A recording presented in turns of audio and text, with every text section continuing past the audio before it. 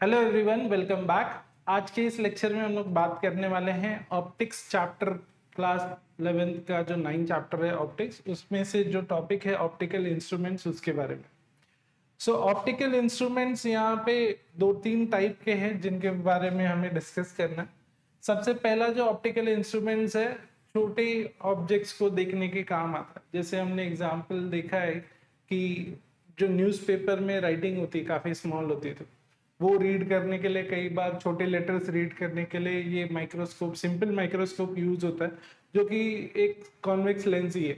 और हमने देखा रहेगा कि घड़ी जो रिपेयर करने वाला है, वो लोग भी अपने आंख में एक डिवाइस पहनते हैं जो कि एक सिंपल माइक्रोस्कोप ही है, जो उनको छोटे टाइनी ऑब्जेक्ट्स देखने में हेल्प करता है। Now if we want to see even more smaller objects जो ये साइज रेंज में आते हैं 10⁻⁻1 mm से लेके 10⁻³ mm के रेंज में, देन उनके लिए हम लोग यूज करते हैं कंपाउंड माइक्रोस्कोप।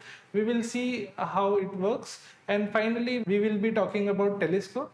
अब टेलीस्कोप दूर के ऑब्जेक्ट, डिस्टेंट ऑब्जेक्ट को देखने के काम आता है। अब वो टेरेस्ट्रियल भी हो सकता है, जैसे आपको पहाड़ देखना है दूर से व्यू के लिए, तो जैसे हम बाइनोकुलर्स यूज करते हैं उसके लिए, है ना। तो वो सेटअप हम लोग यहाँ नहीं डिस्कस करने वाले। हम लोग डिस्कस करने वाले यहाँ पे एस्ट्रोनॉमिकल टेलीस्कोप्स, जो प्लैनेट्स, सैटेलाइट्स या डिस्टेंट सोलर सिस्टम को देखने के लिए काम आता, उसको हम लोग यहाँ पे स्टडी करने वाले। So let us go ahead and first talk about what is visual angle. ठीक है, तो before going ahead to understand, ये जो हम इंस्ट्रूमेंट्स पढ़ने वाले हैं वो बेसिकली हमको कैसे हेल्प करते हैं ये ऑब्जेक्ट्स को देखने में, डिस्टेंट ऑब्जेक्ट हो या नियर बाय स्मॉलर ऑब्जेक्ट्स हो, उसको क्लियरली देखने में कैसे हेल्प करते हैं। तो उसके पहले हम समझ लेते हैं कि there is something called as visual angle का कॉन्सेप्ट। फॉर एग्जाम्पल, कोई पर्सन यहाँ पे है और उसको बहुत दूर का माउंटेन है वो देख रहा है, तो with respect to this mountain यहाँ पे ये कुछ व्यूइंग एंगल यहाँ पे क्रिएट करेगा, एंड जितना बड़ा ये व्यूइंग एंगल होगा उतना बड़ा ये ऑब्जेक्ट दिखेगा। फॉर एग्जाम्पल, अगर एक दूसरा पर्सन है जो चल के यहाँ पे आ गया है अभी, ठीक है, तो अगर ये अब माउंटेन को देख रहा है तो उसके लिए जो एंगल यहाँ पे बन रहा है वो रिलेटिवली ज्यादा है कंपेयर टू दिस।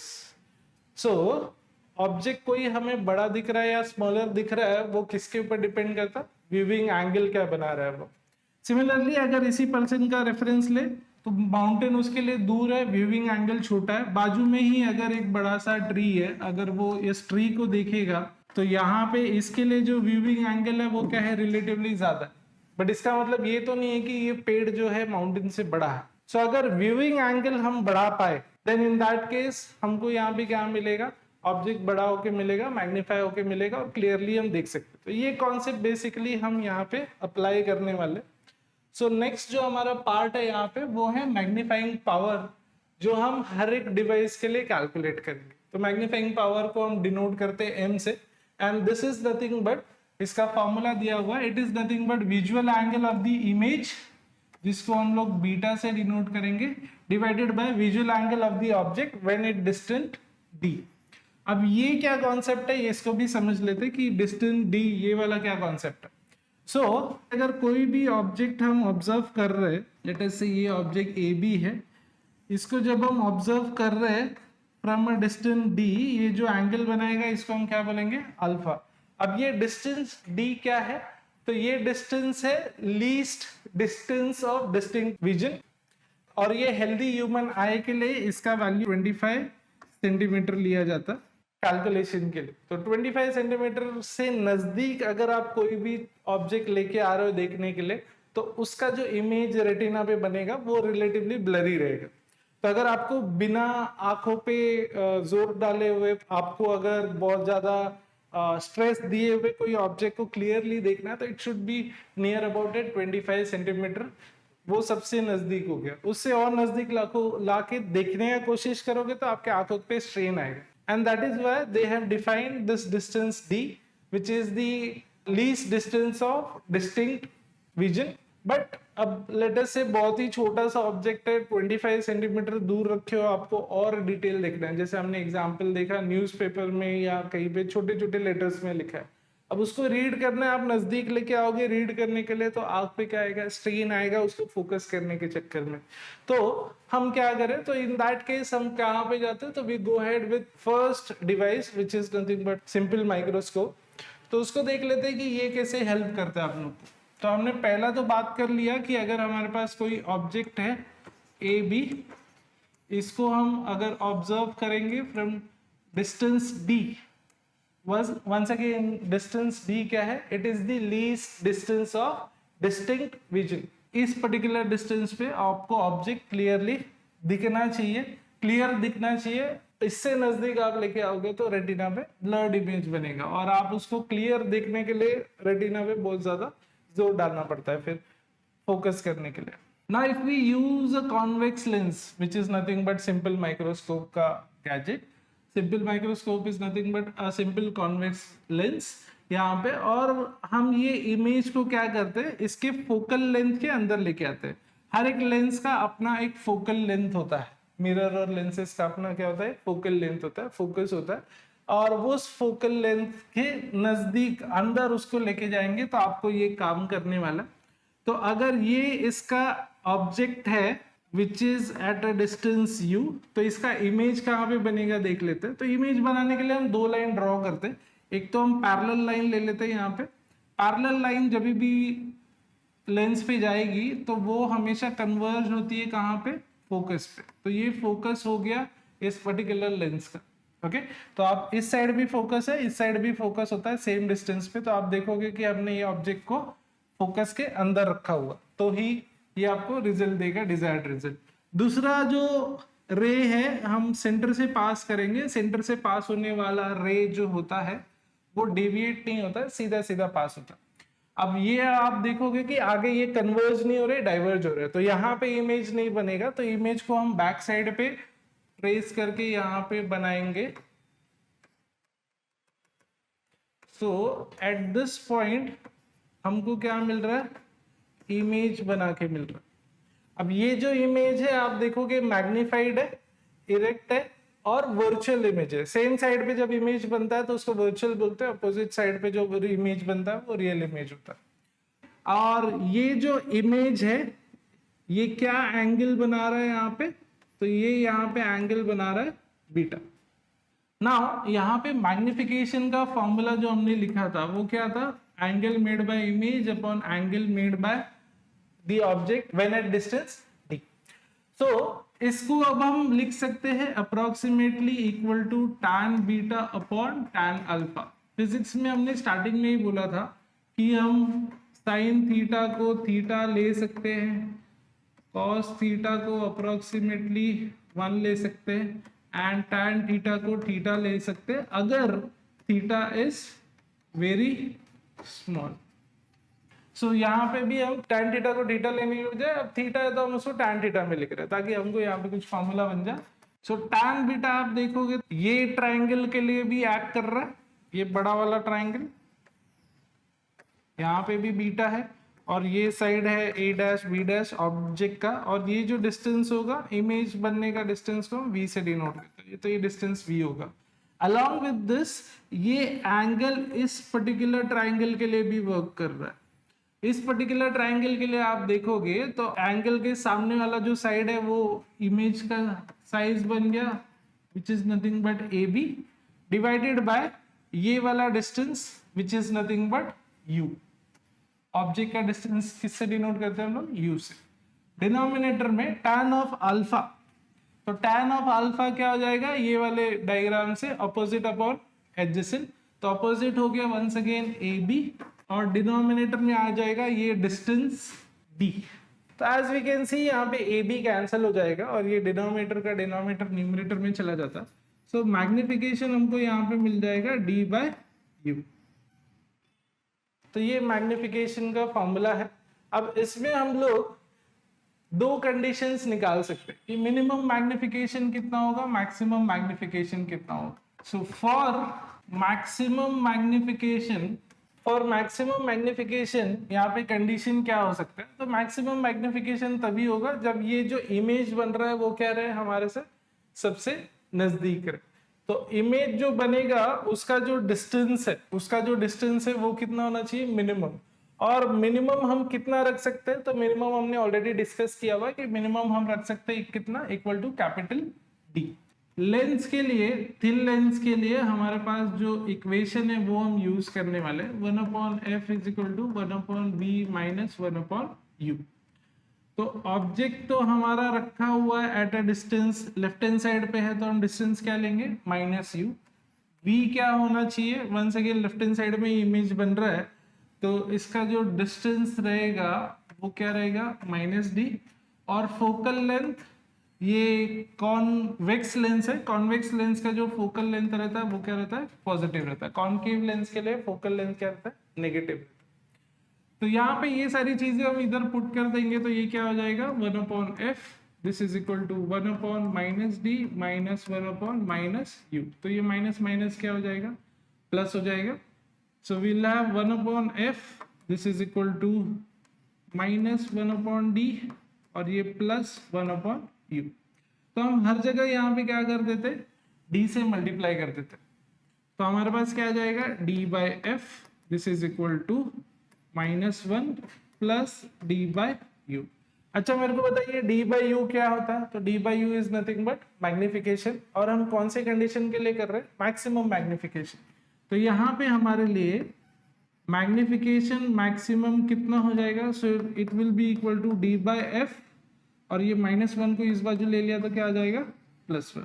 तो मैक्सिमम मैग्निफिकेशन जो हमें मिलेगा that will be 1 plus d/f for this particular lens. आप सिमिलर केस में मिनिमम मैग्निफिकेशन भी निकाल सकते हो। मिनिमम मैग्निफिकेशन के लिए कंडीशन क्या है कि इमेज जो बन रहा है छोटा दिखे। अब इमेज छोटा कब दिखेगा, जितना दूर रहेगा। कितना दूर जा सकता है मैक्सिमम इमेज, तो इंफिनिटी पे जा सकता है। सो जो हमारा इमेज बनने वाला है उसका डिस्टेंस क्या होना चाहिए, इंफिनिटी। तो हमारा जो ये वाला फॉर्मूला है, इसमें अगर मैं ये 1/infinity पुट कर दूं तो 1/infinity क्या हो जाएगा, 0 हो जाएगा। u is definitely -u put करेंगे तो 1/f is equal to 1/u आएगा, विच मीन्स कि यहाँ पे u की वैल्यू आ जाएगी इक्वल टू f। तो हमारा जो मिनिमम मैग्निफिकेशन है जिसका फॉर्मूला इज d/u, वो यहाँ पे क्या बन जाएगा, d/f। ठीक है, सो ये हमारा मिनिमम मैग्निफिकेशन का formula. Maximum is 1 plus d/f, minimum is d/f। This is the angular magnification या magnifying power of this lens जो है हमारा सिंपल माइक्रोस्कोप। यहाँ पे आई होप ये वाला पार्ट क्लियर है। Late us go ahead with the compound microscope. अच्छा, कंपाउंड माइक्रोस्कोप में अगर आप देखोगे तो यहाँ पे दो लेंस है। एक को हम लोग बोलते हैं ऑब्जेक्टिव और दूसरे को बोलते हैं हम लोग आईपीस। जहां पे हम ऑब्जेक्ट रखते हैं देखने के लिए, उसको हम लोग, यहाँ पे हमारा ऑब्जेक्ट होता है बेसिकली, तो वो वाला लेंस को ऑब्जेक्टिव बोलते हैं। और यहाँ से हम इमेज ऑब्जर्व करते हैं, आईज यहाँ पे होती है, तो इसके लिए इसको आईपीस बोला जाता है। अब यहाँ पे दो लेंस लेने का क्या जरूरत है, एक ही लेंस से नहीं हो पा रहा था क्या। तो आप देखोगे यहाँ पे कि हमें मैग्निफिकेशन का जो फॉर्मूला है उसमें ये क्या दिख रहा है, डी तो ठीक है फिक्स है, but magnification is inversely proportional to focal length. और अगर आपको और छोटे ऑब्जेक्ट्स ऑब्जर्व करने हैं, यानी मैग्नीफाइंग पावर बढ़ाना पड़ेगा, यानी फोकल लेंथ को क्या करना पड़ेगा, और कम करना पड़ेगा। फोकल लेंथ को और कम करने के लिए हमें जो लेंस बनाना पड़ेगा वो रिलेटिवली और थिक हो जाएगा। और जब थिक लेंस आ जाता है तो हमने ऑलरेडी देखा कि ये फॉर्मूला थिन लेंस के लिए है। थिक लेंस में जो एब्रेशंस है, स्फेरिकल एब्रेशन हो गया, ये सारी चीजें, ये जो डिफेक्ट्स है, ये सब इसमें आ जाता है, and therefore image once again बराबर नहीं बनता है। इसके वजह से what we do is we resort to the second method which is compound microscope. अब कंपाउंड माइक्रोस्कोप में भी हमारे पास दो लेंस है। एक है ऑब्जेक्टिव, जिसके यहाँ पे हमने ऑब्जेक्ट रखा हुआ है ए बी। अब ये वाला जो ऑब्जेक्ट है ए बी जिसे हमें ऑब्जर्व करना है, ये इसके फोकल लेंथ के बाहर रहता है। अब फोकल लेंथ के बाहर रहने से क्या होता है, इसका इमेज दूसरे बाजू बनेगा। वंस अगेन इसका इमेज बनाने के लिए एक ये लाइन ले लेता हूं मैं और एक ये वाली लाइन ले लेता हूं। तो ये देख लो, ये लाइन यहां से पास हो रही है, विच is nothing but focal length of objective, और यहाँ पे हमको बन के मिल रहा है इसका image which is A dash B dash. अब ये जो इमेज है वी हैव टू इंश्योर कि ये वाला जो लेंस है इसके फोकल लेंथ के अंदर बने, ताकि अब ये एक्ट करेगा एज अ पिछला वाला सिंपल माइक्रोस्कोप। सो नाउ देखो, मैंने ये जो बड़ा वाला लेंस है जिसको हम लोग आई पीस बोलेंगे, ये जो इमेज बन रहा है इंटरमीडिएट इमेज, ये इसके फोकल लेंथ के हमने अंदर रखा हुआ है। तो इससे क्या होगा, अब इमेज इस बाजू बनेगा, मैग्नीफाइड बनेगा, जैसे हमने पिछले वाले केस में देखा था। तो रे डायग्राम अगर मैं इसके लिए बना दूं तो ये हो गया लाइंस, जो आप देख सकते हो कि डाइवर्ज हो रहा है। अब इसको अगर मैं बैक ट्रेस करूं तो यहाँ पे कहीं पे जाके ये मिल रहा है, और ये बन गया हमारा final image A double dash B double dash magnified image. तो ये एट कितना डिस्टेंस हो गया, इसको हम लोग बोलेंगे V ऑफ आई पीस, ये हो गया U ऑफ ऑब्जेक्टिव, ये हो गया V ऑफ ऑब्जेक्टिव, ये हो गया U of eyepiece. Left side में है लेंस के तो नेगेटिव लेना है, राइट साइड में तो पॉजिटिव लेना। U क्या डिनोट करता है, ऑब्जेक्ट का डिस्टेंस, V क्या डिनोट करता है, इमेज का डिस्टेंस। तो फॉर दिस पर्टिकुलर लेंस ये उसके लिए ऑब्जेक्ट हो गया, तो object is at a distance U, E subscript में डाला फॉर आई पीस, और इमेज यहाँ पे बन रहा है तो ये V और ये इसका आई पीस। सिमिलरली इसके लिए ऑब्जेक्ट इधर है U और इमेज इस बाजू बन रहा है विच इज V। तो इससे आपको लेंथ ऑफ द माइक्रोस्कोप भी मिल जाता है। Length of the microscope is nothing but distance between the two lenses, जिसमें आप देखोगे ये V0 और UE है। सो V0 प्लस UE, ये फॉर्मूला से आप हमेशा कैलकुलेट कर सकते हो लेंथ ऑफ द माइक्रोस्कोप। अब हमारा काम है मैग्नीफाइंग पावर निकालने का। तो मैग्नीफाइंग पावर के लिए यहाँ पे ये वाला एंगल को हम बीटा ले लेंगे। मैग्नीफाइंग पावर का फॉर्मूला जैसे हमने पहले ही देखा, it is beta upon alpha, जिसको हम approximately tan beta upon tan alpha ले लेंगे। तो tan बीटा हमारे लिए यहाँ पे क्या आ जाएगा, तो tan बीटा में आपके पास ये भी है a डैश b डैश। अगर आप ये वाला ट्राइंगल कंसिडर करेंगे तो opposite upon adjacent, a dash b dash upon UE, तो मैं यहाँ पे लिख देता हूँ tan beta is a dash b dash upon UE। और अगर आप ये बड़ा वाला ट्राइंगल कंसिडर करेंगे तो उसके लिए भी ये एंगल बीटा ही है, तो ये हो जाएगा a double dash b double dash by VE। So tan beta के लिए हम ले लेंगे यहाँ पे a dash b dash by UE, पहला वाला फॉर्मूला, और tan अल्फा जो हमने पहले लिया था नॉर्मल आई को एट डिस्टेंस D, जो ऑब्जेक्ट का साइज मिलेगा। तो ऑब्जेक्ट का साइज AB है, कितने डिस्टेंस पे देखा हमने, डिस्टेंस D, वो जो नॉर्मल वाला डायग्राम था ये वाला, ये अल्फा है, ये डिस्टेंस D है, और ये उसका हाइट है AB। तो अब यहाँ पे M क्या हो जा रहा है, तो आप A dash B dash upon AB ले लो एक साथ में, और फिर ये डिनोमिनेटर का डिनोमिनेटर न्यूमरेटर में, और ये न्यूमरेटर का denominator denominator, D by UE आ गया। अब ऐसा लिखने से हमको क्या मिला, तो ये देखो क्या है, A dash B dash by AB। So A dash B dash क्या है, मैग्नीफाइड इमेज जो ये दे रहा है, और ये कौन सा मैग्निफिकेशन है, ये लीनियर मैग्निफिकेशन। सो ये जो सेक्शन है this is nothing but linear magnification by objective, and D by U हमें ऑलरेडी पता है क्या है, वो मैग्निफिकेशन, एंगुलर मैग्निफिकेशन या magnifying power given by eyepiece. तो ओवरऑल जो मैग्नीफाइंग पावर है वो बेसिकली दो कंपोनेंट से मिला हुआ, एक है लीनियर मैग्निफिकेशन। तो लीनियर मैग्निफिकेशन का फॉर्मूला क्या होता है, तो लीनियर मैग्निफिकेशन का दो फॉर्मूला होता है, एक तो height of image upon height of object, height of image upon height of object, और दूसरा होता है distance of image upon distance of object. तो हम ये वाला यूज कर रहे हैं, ये लीनियर मैग्निफिकेशन है, कितना मैग्नीफाई करके दिया। तो इसमें आप देखोगे एंगल नहीं चेंज होता है, व्यूइंग एंगल नहीं चेंज होता है, व्यूइंग एंगल अभी भी यहाँ पे क्या है, सेम है। इसके लिए इसको एंगुलर मैग्निफिकेशन या मैग्नीफाइंग पावर नहीं बोलते, ये लीनियर मैग्निफिकेशन है M0। और ये दूसरा वाला जो है ME, ये तो हमने पिछले ही स्लाइड में निकाला था कि एक सिंगल लेंस के लिए जो मैग्नीफाइंग पावर होता है वो क्या है, फॉर्मूला D बाय UE। अगर मैं इसको हटा दूं ये वाला सेक्शन, तो दिस इज सिमिलर टू जो सिंपल माइक्रोस्कोप कर रहा था, राइट। तो इसका काम बेसिकली है कि जो बहुत छोटा ऑब्जेक्ट था, माइन्यूट ऑब्जेक्ट था, उसको एक सॉर्ट ऑफ मैग्निफिकेशन देना एंड ये उसको और ज्यादा फिर मैग्नीफाई करके हमको दिखाता है। अब इसमें आप देखो कि मैग्निफिकेशन बढ़ाने के लिए दो केसेस क्या आते हैं। तो पहला केस है कि आप एफ नॉट बढ़ा, इसका मैग्नीफाइंग लीनियर मैग्निफिकेशन बढ़ा। अब इसका लीनियर मैग्निफिकेशन बढ़ाना है तो आप क्या बढ़ा सकते हो, v बढ़ा सकते हो या u कम कर सकते हो। u कम कर सकते हो मतलब ये जो AB ऑब्जेक्ट है इसको आप क्या करो, नजदीक नजदीक लेके आओ।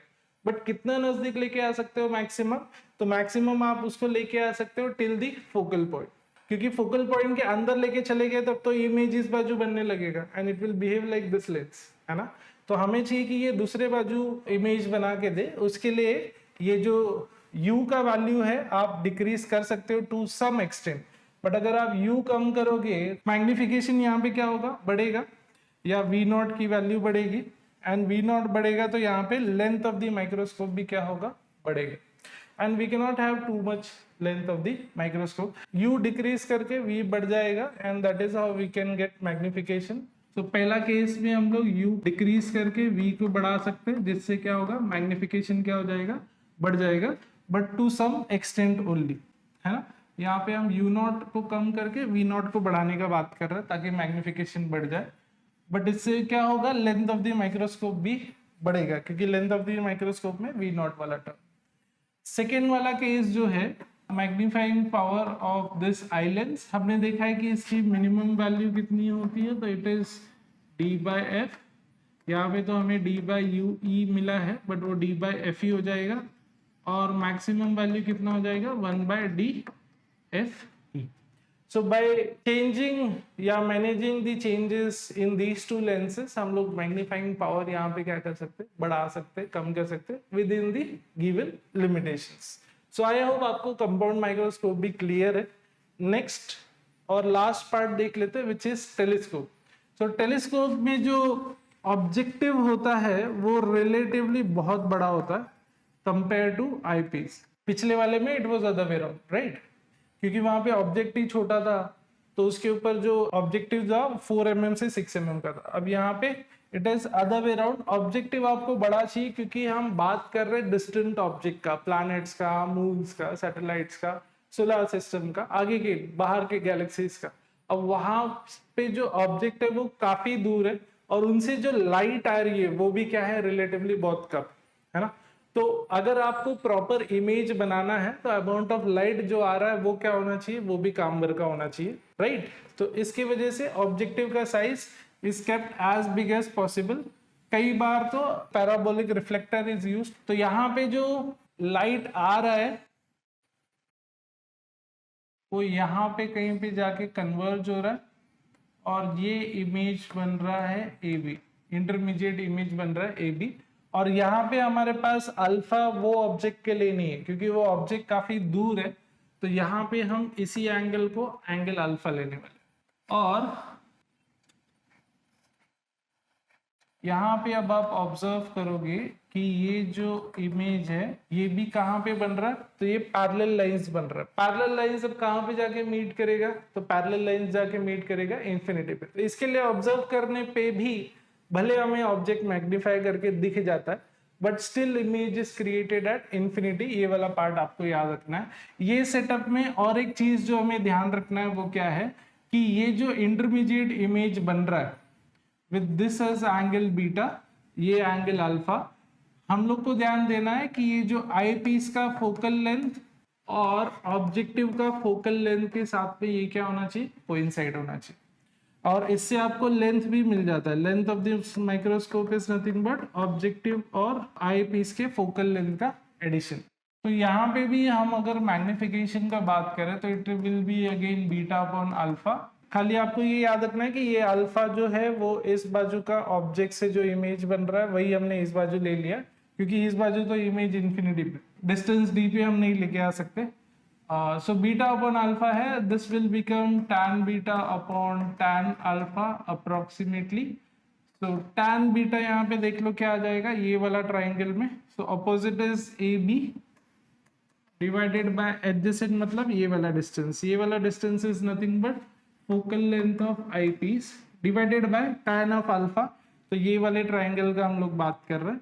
यहाँ पे opposite is AB and focal length is F0। तो यहाँ पे AB कैंसिल होके F0 न्यूमरेटर में चला जाएगा और हमको मैग्निफिकेशन मिल गया F0 बाय F3। तो अगर आपको मैग्निफिकेशन बढ़ाना है तो ऑब्जेक्टिव का फोकल लेंथ क्या होना चाहिए, ज्यादा से ज्यादा होना चाहिए एंड आई पीस का relatively कम होना चाहिए। So by choosing the proper lens we can have good magnification by the telescope. So these are the 3 optical instruments जो हमारे सिलेबस में है। आई होप आपको समझ में आया। कंडीशंस आपको याद रखना है। पहला वाला जो हमने देखा है यहाँ पे सिंपल माइक्रोस्कोप, यहाँ पे इमेज को फोकल लेंथ के अंदर रखना है तो ही इमेज सेम साइड पे बनेगा, वर्चुअल इमेज बनेगा, मैग्नीफाइड इमेज। सेकेंड वाले केस में जो कॉम्प्लेक्स माइक्रोस्कोप है, यहाँ पे जो ऑब्जेक्टिव है उसके फोकल लेंथ के बाहर ही रखना है। तो ये भले अंदर दिख रहा होगा बट ये फोकल लेंथ के हमको बाहर ही रखना है ताकि इमेज दूसरे साइड पे बन पाए। और सेकेंड वाला जो लेंस है हमारा आई पीस, इसके लिए जो इमेज बनना चाहिए वो लेफ्ट साइड पे ही बनना चाहिए। तो इसके लिए ये जो इंटरमीडिएट इमेज है, फाइनल इमेज तो है नहीं, इंटरमीडिएट इमेज है, वो इसके फोकल लेंथ के अंदर होना चाहिए। एंड फाइनली लास्ट में टेलीस्कोप में setup has to be done in such a way कि ये जो इमेज बन रहा है, क्योंकि इन्फिनिटी से इमेज आ रहा है, पैरेलल लाइंस है, तो ये कन्वर्ज होगा उसके फोकल लेंथ पे। हमको ये लेंस भी इस तरह से एडजस्ट करना है कि इसका भी फोकल लेंथ सेम पॉइंट पे आ जाए जहां पे ये वाला इमेज बन रहा है। This is focal length of eyepiece और ये फोकल लेंथ ऑफ ऑब्जेक्टिव हो जाता है। एंड यहाँ पे ये सिंपल से फॉर्मूला से हमको ये मिल जाता है। तो even though we are getting magnification, image is still at infinity और अभी भी वो डिस्टेंट ही दिखता है, right, but it is magnified तो हमको ज्यादा डिटेल उस पर्टिकुलर इमेज में अवेलेबल रहता है। So I hope this is clear to everyone. अगर कुछ डाउट है तो then please let us know in the comments. Thank you very much.